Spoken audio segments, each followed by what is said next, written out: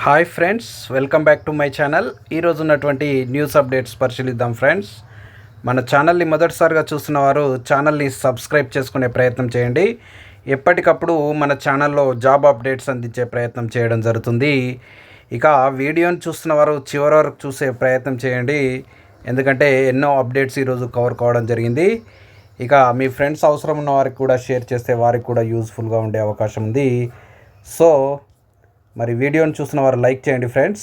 ఇక ఈరోజు ఉన్నటువంటి అప్డేట్స్, ముందుగా జీపీఓ ఎగ్జామ్కి సంబంధించి మరి అన్ని జిల్లా కేంద్రాల్లో, నూతన జిల్లా కేంద్రాల్లో జీపీఓ ఎగ్జామ్కి సంబంధించి సండే రోజు ఈరోజు ఏర్పాట్లు పూర్తయ్యాయి. ఎగ్జామ్స్ కూడా ఈరోజు నిర్వహించే అవకాశం ఈరోజు నిర్వహిస్తున్నారంటూ వార్త రావడం జరిగింది. ఇది నిజామాబాద్ జిల్లాకు సంబంధించి ఆ జిల్లాలో ఏర్పాట్లు పూర్తయ్యాయని. అంటే ఇక్కడ ఆ జిల్లానే కాదు, రాష్ట్ర వ్యాప్తంగా అన్ని జిల్లాల్లో జీపీఓ ఎగ్జామ్ ఈరోజు సండే రోజు వాళ్ళు అప్లై చేసుకున్న వాళ్ళంటే వాళ్ళు ఆప్షన్స్ ఇచ్చుకున్న వాళ్ళకు వాళ్ళ డిపార్ట్మెంట్కి సంబంధించి కొన్ని ప్రశ్నలతో ఎగ్జామ్స్ నిర్వహిస్తున్నారని వార్త రావడం జరిగింది.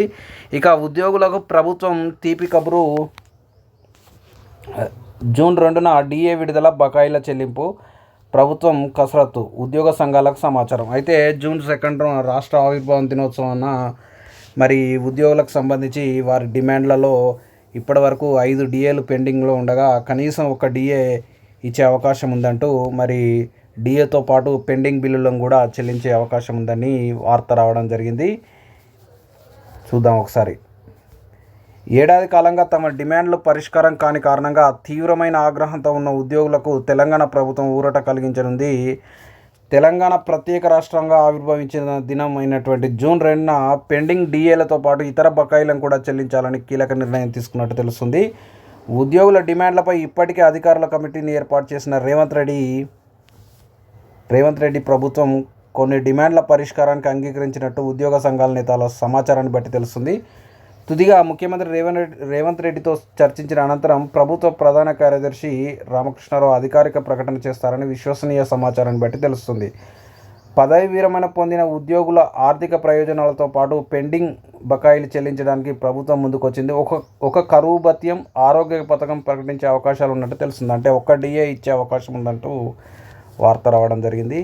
ఇక 3 అంచెల్లో ఉద్యోగం, ఉపాధి, నిరుద్యోగులతో గత సర్కార్ చెలగాటం, మా ప్రభుత్వంలో నియామకాలు, ఇప్పటికే 56,000 కొలువుల భర్తీ, మరో 30,000 నియామకాలకు కసరత్తు, వచ్చే నెల 2న రాజీ యువ వికాసం మంజూరు పత్రాల పంపిణీ, వైరా జాబ్ మేళాలో డిప్యూటీ సీఎం బట్టి 5,000 మందికి ఒకే రోజుల ఉద్యోగ నియామకాలు.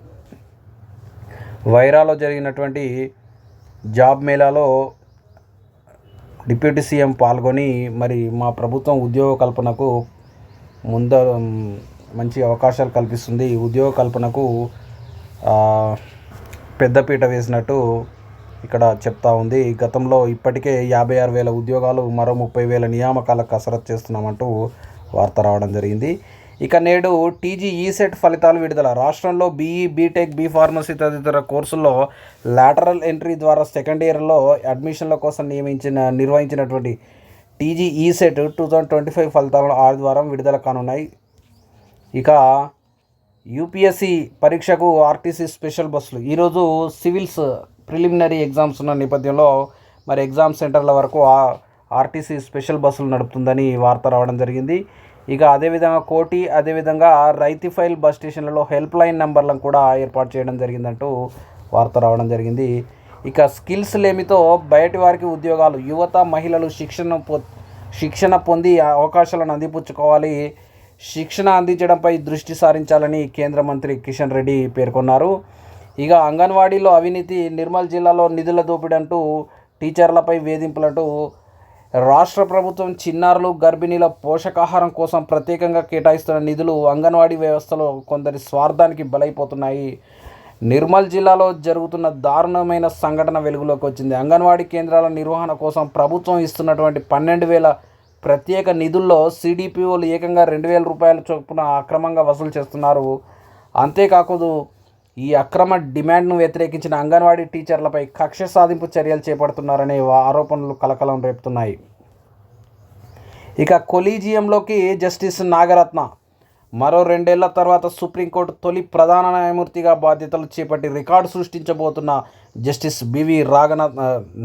బివి నాగరత్న నేడు సుప్రీంకోర్టు కొలీజియంలో లాంఛనంగా సభ్యురాలు కాబోతున్నారు. ఇంతకాలం కొలీజియంలో సభ్యునిగా ఉన్న సుప్రీంకోర్టు మరో సీనియర్ న్యాయమూర్తి జస్టిస్ అభయ్ శ్రీనివాస్ శుక్రవారం పదవి విరమణ చేయడంతో ఆ స్థానం ఖాళీ అయింది. ప్రస్తుతం సుప్రీంకోర్టులో 5వ సీనియర్ మోస్ట్ జడ్జి అయినటువంటి జస్టిస్ నాగరత్న మే 25వ తేదీ నుంచి అధికారికంగా సుప్రీంకోర్టు కొలీజియంలో కొనసాగనున్నారు.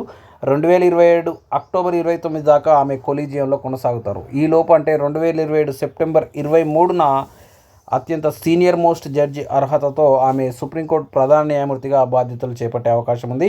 ఈమె 1989లో ప్రధాన న్యాయమూర్తిగా సేవలందించిన మాజీ సిజేఐ జస్టిస్ ఈ సీతారామయ్య వెంకటరామయ్య కుమార్తె.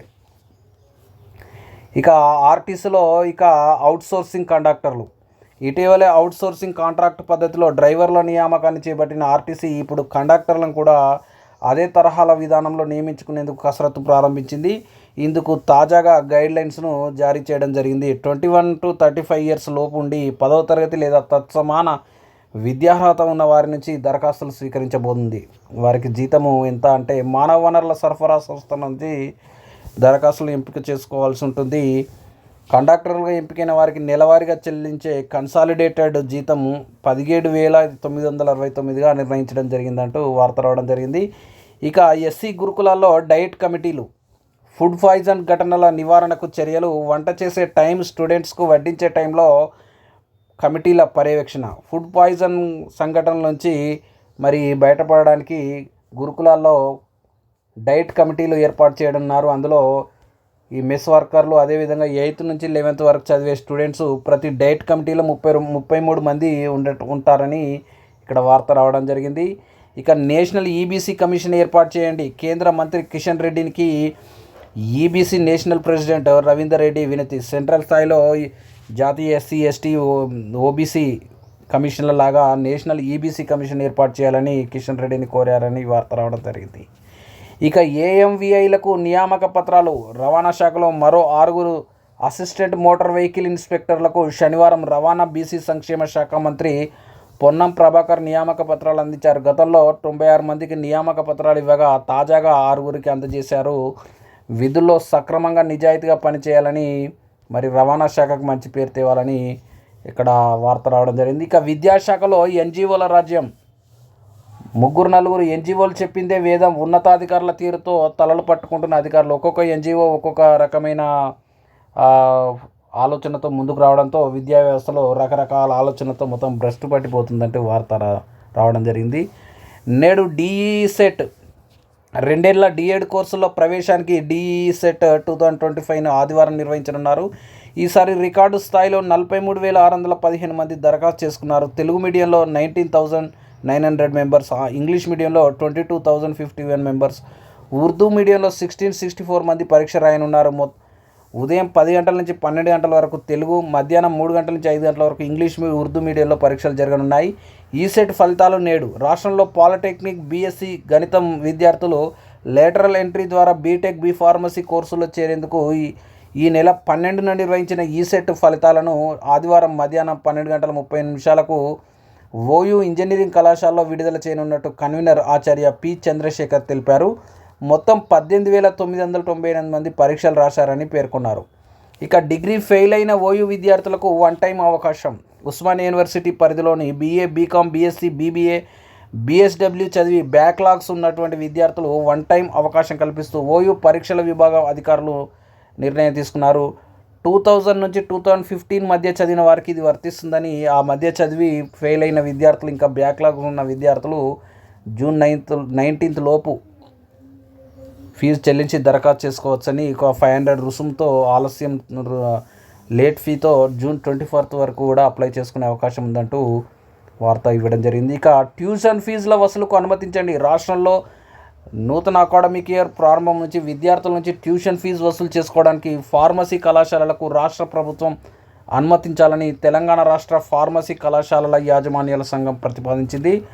ప్రభుత్వం ఫీజు రీఎంబర్స్మెంట్ సొమ్మును కళాశాలలకు కాకుండా నేరుగా విద్యార్థులు వారి తల్లిదండ్రుల బ్యాంక్ ఖాతాలోనే జమ చేయాలని కోరింది. ఇక బీసీ గురుకుల ఇంటర్ ఫలితాలు వెల్లడి. బీసీ గురుకుల జూనియర్ కళాశాలలో 2025-26 అకాడమిక్ ఇయర్కి సంబంధించి ఇంటర్మీడియట్ ఫస్ట్ ఇయర్లో ప్రవేశాలకు ఎంపికైన విద్యార్థుల వివరాలను వెబ్సైట్లో పొందుపరిచినట్టు గురుకుల సొసైటీ కార్యదర్శి బడుగు సైదులు తెలిపారు. ఇక బీసీ గురుకులాల్లో ఇంటర్ అడ్మిషన్ల జాబితా విడుదల ఇంతకుముందే చెప్పాము ఇది. ఇక ఎవరెస్ట్ బేస్ క్యాంప్కు బీసీ గురుకుల స్టూడెంట్స్ 20 మందిని ఎంపిక చేసిన అధికారులు. విద్యార్థులకు మంత్రి పొన్నం సన్మానం.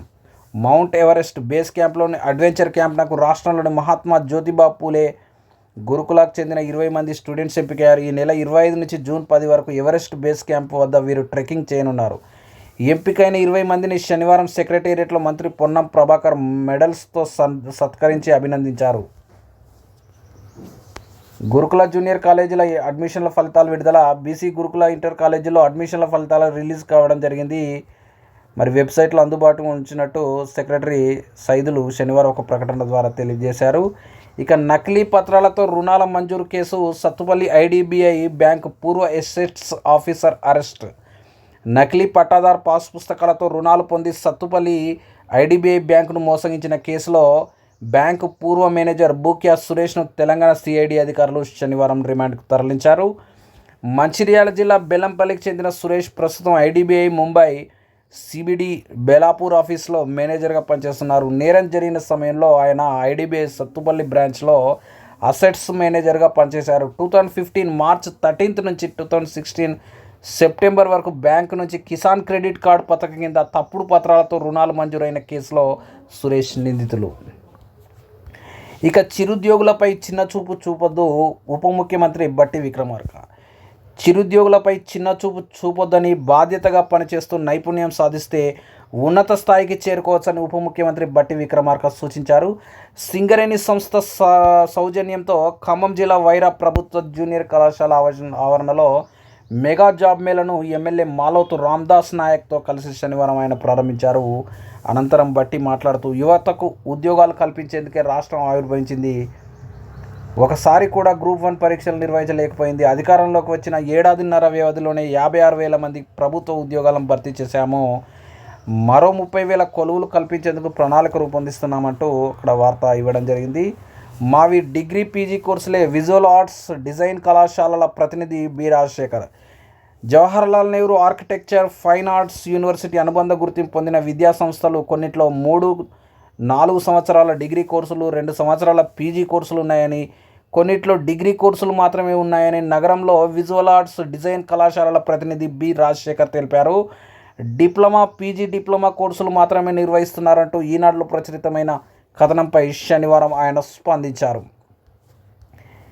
పాలిసెట్లో 81% పాస్.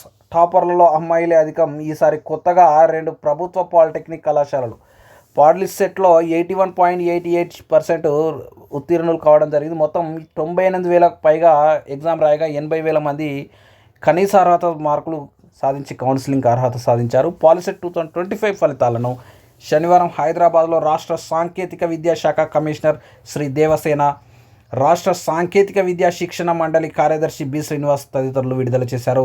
ఎంపీసీ విభాగంలో 80,000, బైపీసీ విభాగంలో 83,000 మెంబర్స్ ఉత్తీర్ణులయ్యారు.